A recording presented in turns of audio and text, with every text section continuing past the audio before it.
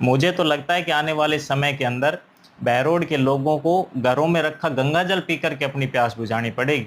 और भाई जय घर में गंगा जल कोन्या वह के पीवे को। तो इस वक्त हमारे साथ हैं NSUI से सचिन यादव, जो बहरोड से ही हैं। तो सचिन यादव से हम चर्चा करेंगे। सचिन यादव, आप अपने बारे में बताइए। जी, मैं अपने आप को इस राठ की तपोभूमि में तपा रहा हूँ और जिस दिन परिपूर्ण हो जाऊँगा, अपने आप को राजस्थान और बहरोड के किसानों के लिए, युवाओं के लिए, उनके विकास और उत्थान के लिए अपने आप को समर्पित कर दूँगा। आपने कहा कि मैं तप रहा हूँ, कौन सी आग में तप रहे हो?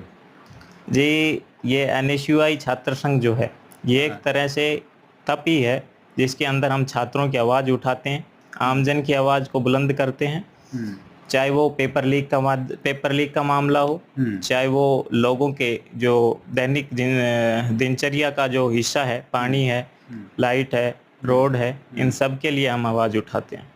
आपने बताया कि हम आवाज़ उठाते हैं लोगों के लिए, सामाजिक मुद्दों के लिए। जी, बहरोड का क्या हाल है? बहरोड में सब देखो, अपराध और नशा आज अपने चरम सीमा पर है। नशा तो बहरोड के अंदर खुलेआम ऐसे बिक रहा है जैसे सड़क पर मूंगफलियां बिकती हैं। रोड की बात करूं तो रोड पूरी तरह से खंडर हो चुके हैं। नारनौल रोड देख लो और कोई भी देख लो आप, जलालपुर वाला जो अभी बना है उसकी क्वालिटी आप देख लो।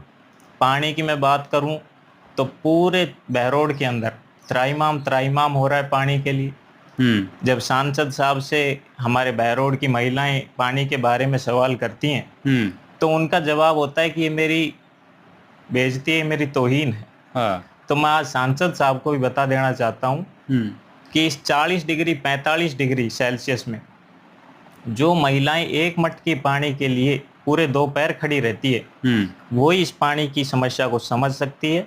मिनरल वाटर पीने वाले इस समस्या को नहीं समझ पाएंगे। ये कोई जैसलमेर बाड़मेर का इलाका नहीं है साहब, जब पानी की बंदोबस्त ना हो सके। ये फेलियर है जल विभाग का, साथ ही साथ ये फेलियर है भारतीय जनता पार्टी का। सचिन यादव, आप युवा हैं, मैं जानना चाहूँगा समाधान कैसे हो? समाधान साहब, टैंकरों की व्यवस्था कराई जाए। ग्राम पंचायत स्तर से ही इसका इलाज हो सकता है। सरपंचों को टाइट किया जाए, साथ ही साथ पार्षदों को टाइट किया जाए, विधायक साहब को आगे नेतृत्व करना चाहिए इस मामले में, तभी समाधान है। सचिन यादव, आपकी जो भाषा है, जो लैंग्वेज है जी, उससे मुझे प्रतीत हो रहा है कि आप नेता वाले गुण हैं आप में। तो कोई चुनाव तो नहीं लड़ोगे आप? नहीं जी, नहीं, अभी कोई ऐसा उद्देश्य नहीं है। मैंने बताया कि अपने आप को राठ की तपोभूमि में तपा रहा हूँ और जिस दिन फिर परिपूर्ण हो जाऊंगा, उस दिन किसान और युवाओं की आवाज को बुलंद करने का मैं फैसला करूँ। युवा नेता आता है और आपकी तरह ही बातें करता है, बिजली, पानी, सड़क, सब समस्याओं को लेकर आता है और फिर वो भी एक दिन नेता बन जाता है। आपकी दिशा वही तो नहीं है? नहीं, बिल्कुल। देखो, सब किसान परिवार का मैं लड़का हूँ, एकदम सामान्य परिवार से हूँ। ना मेरे पास में चुनाव लड़ने को कोई पैसे हैं, ना मेरे पास में झूठे सपने दिखाने को कोई पैसे हैं। फिलहाल मैं लोगों के लिए आवाज उठा रहा हूँ, लोगों के हौसलों को बुलंद कर रहा हूँ और मैं तो इन किसानों को भी कहता हूँ कि अपने बच्चों को लड़ने दो, मेरे साथ उनको जुड़ने दो। नहीं तो आने वाले समय के अंदर आपके बच्चों के सामने नशा और अपराध, इन दोनों को छोड़ करके तीसरा कोई विकल्प बचेगा नहीं। ये नेता नोच करके खा जाएंगे आपके बच्चों के भविष्य को। और अब तो एक नया मुद्दा और आ गया, बाबा।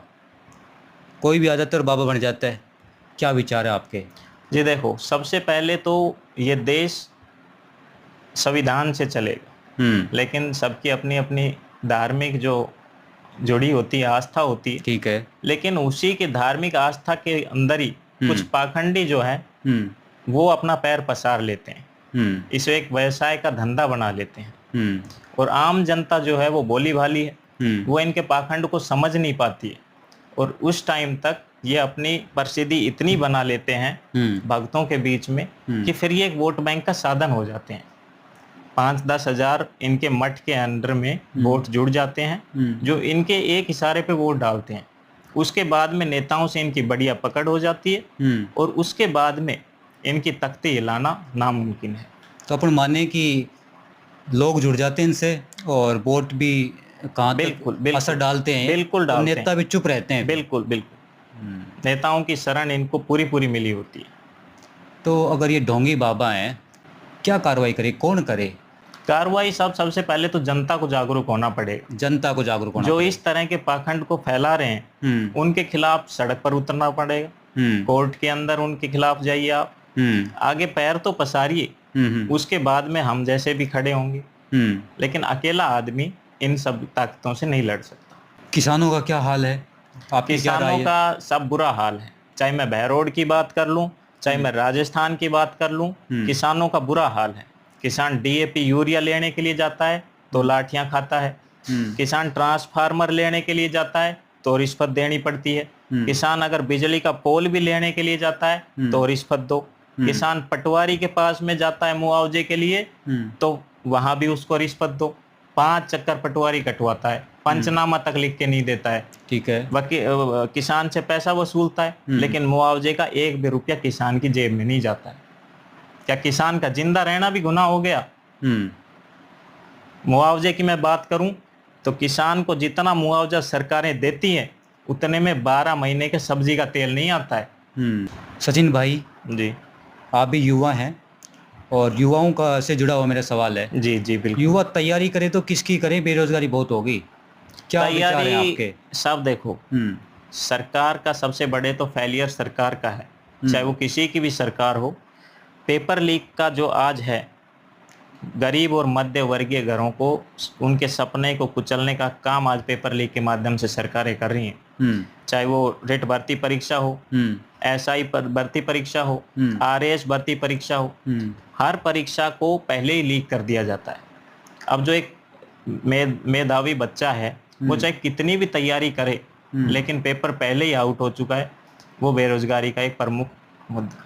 इसके साथ साथ एक सबसे बड़ी जो चुनौती है वो है कि सरकार को प्राइवेट सेक्टर की ओर भी ध्यान देना चाहिए। युवाओं को मोटिवेट करना चाहिए कि स्किल डेवलपमेंट की तरफ उनको बढ़ाया जाए। हर किसी को सरकारी नौकरी नहीं मिल सकती, लेकिन प्राइवेट सेक्टर में उनके लिए कुछ ना कुछ नए संसाधन खोजें। और मैं बहरोड की भी बात करूं तो बहरोड के मैं लोगों से पूछना चाहता हूं कि आज तक कितने स्किल डेवलपमेंट सेंटर बहरोड के अंदर इन लोगों ने खोले। बहरोड के अंदर मैं शिक्षा की बात करूं तो बहरोड के अंदर शिक्षा का स्तर एकदम नीचे जा चुका है। यहाँ शिक्षा की, बेरोजगारी की कोई बात नहीं है। राजनीति के अंदर आपसी रंजिश चलती है, आपसी गाली गलौज चलता है, लेकिन युवाओं की शिक्षा के ऊपर, बेरोजगारी के ऊपर, स्वास्थ्य के ऊपर और किसान को कैसे जो बिलो लेवल पे हैं उनको एवरेज लेवल पे लेके आया जाए, उस बारे में कोई राजनीति नहीं हो रही। और यहाँ पे भ्रष्टाचार पर क्या कहना चाहोगे? कितना चरम सीमा पे है या खत्म हो गया, क्या है? भ्रष्टाचार, जब देखो भ्रष्टाचार बहरोड के अंदर अपनी चरम सीमा पर है। चाहे आप किसी भी डिपार्टमेंट के अंदर चले जाइए, आप हॉस्पिटल में भी जाते हैं तो हॉस्पिटल में भी आपका नाम और आपकी शक्ल देख करके आपको नंबर आता है आपका। वो भी एक तरह भ्रष्टाचार ही हो गया। वो भी एक तरह से भ्रष्टाचार का ही रूप है। फिर भ्रष्टाचार में अगर आप किसान हैं, आप अपनी जमीन खरीदते हैं, बेचते हैं, उसके लिए भी आपको रिश्वत देनी पड़ेगी एसडीएम ऑफिस में। तो हर तरफ से भ्रष्टाचार हो रहा है। टेंडर है, वो टेंडर भी सड़क का ले लो, पानी का ले लो, वो भी नेताओं के अपने ही लोगों को मिलेंगे, आम लोगों को उसमें भी कोई जगह नहीं है। तो ये भी भ्रष्टाचार का ही रूप है। सचिन भाई, आप युवा हैं और जी, अच्छी बातें कर लेते हो, आपके वीडियो भी कई वायरल होते हैं। जी, मैं जानना चाहूँगा अभी आप क्या सोचते हैं भाई, अपने इधर बहरोड में या इधर इलाके में पानी की संभावना आने की है, उम्मीद है, नहर आने की उम्मीद है? पानी की देखो साहब, भाजपा सरकार ने और भाजपा सांसद ने बहरोड के लोगों से ईआरसीपी के पानी के नाम पे वोट मांगे थे, लेकिन आज वो ये चीज भूल चुके हैं। मुझे तो लगता है कि आने वाले समय के अंदर बहरोड के लोगों को घरों में रखा गंगा जल पी करके अपनी प्यास बुझानी पड़ेगी। इस तरह का माहौल यहाँ पे बना हुआ है। और भाई जय घर में गंगा जल कौन जा, वह के पीवे को नहीं, वो तो आगे आने वाले समय में सोचने की वो है। जनता को जागरूक होना पड़ेगा। एक मैं चाहता हूँ कि यहाँ पे बहरोड के अंदर पार्टी देख करके ही चुनाव जिताया जाता है। यही एक मुद्दा है जिसकी वजह से बहरोड पिछड़ता जा रहा है।